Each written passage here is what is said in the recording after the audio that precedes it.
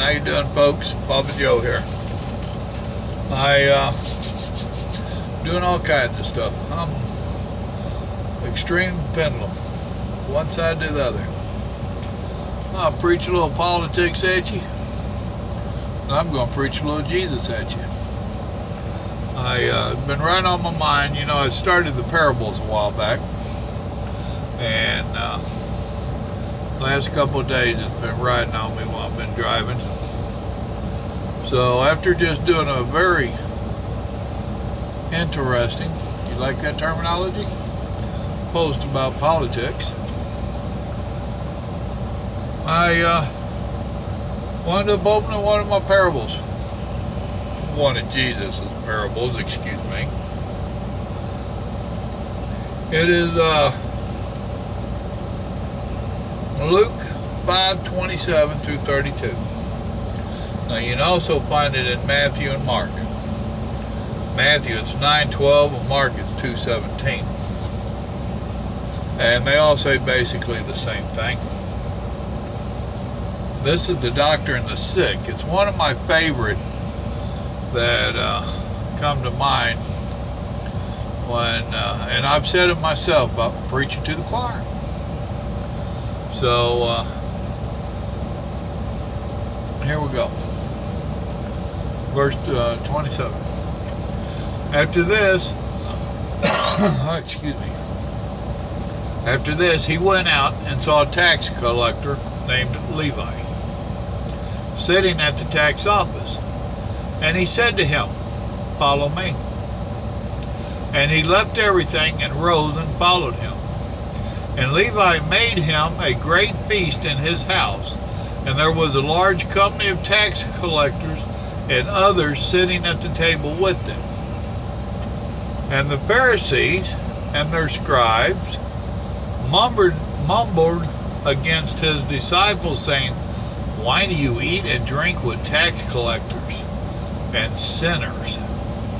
And Jesus answered them, saying, "Those who are well have no need of a physician, but those who are sick.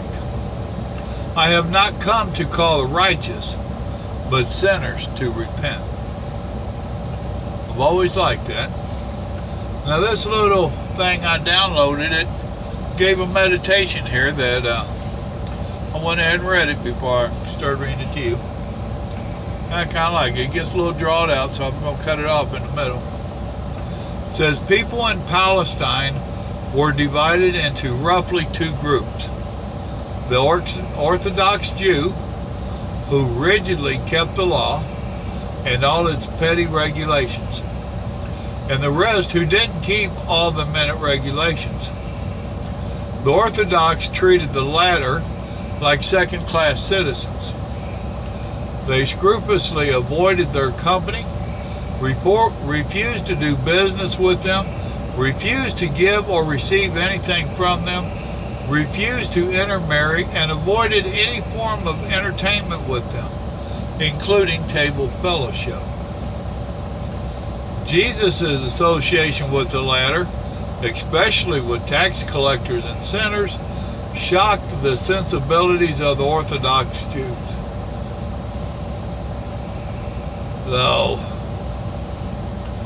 you know, we see little posts all the time. We hear little stories all the time. And I pass a few of them on. There's one about the homeless guy that was trying to get into a church. He was just too dirty and nasty, and they wouldn't let him in. And he's sitting outside there just trying to listen to the music, wanting to hear the children sing, you know. And an old boy comes and sits down by him. They talk for a minute, and the old boy says, "Well, I'm Jesus. They wouldn't let me in either." So, I'm constantly talking to you about the closet Christian and the Sunday Christian. And I'm talking to you constantly about spreading the word even at work. You know, I understand in this politically correct world of not offending anybody that you have to be careful, according to their thinking.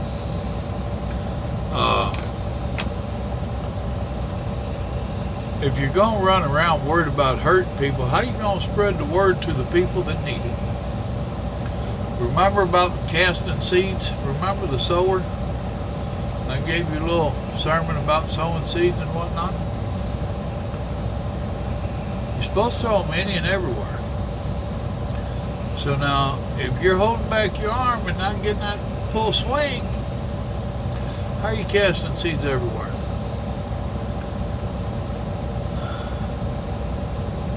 If, I don't know how to say it. I have to tread a little bit lightly just so that I don't get y'all in trouble. Because I know me, I preach the gospel wherever. I talk Jesus all the time. I mean, when it strikes me, I say it. My brother-in-law has a saying that my wife applies to me once in a while.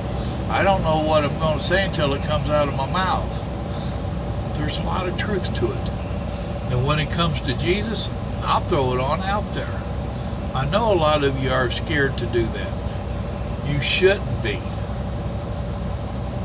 You're supposed to share the word with the sinners. You can't keep that word back only for going to church and only for those that you think are Christians. That is not. That parable right there tells you that. That parable tells you the well don't need a physician. The sick do. Well, if you're only going to talk Jesus at church and with your Christian brothers and sisters, are you really doing what God's teaching us to do in that parable? I know it's hard for some of you, but think about it and try to spread the word with those that really need it. The ones that don't know Jesus, the sinners, that person working right beside you that might not know Jesus. I mean, you ain't got to take your Bible out and beat them over the head with it, but you can start talking little bits of Jesus. Hey, you know what happened at church the other day? Tell them a little story. You know? Whatever it takes, think about it. You'll come up with a plan. But Jesus plainly tells us, take it to the ones that need it. Don't just keep it with those that are well. And that's a word from Jesus Christ. And He loves you. So do I.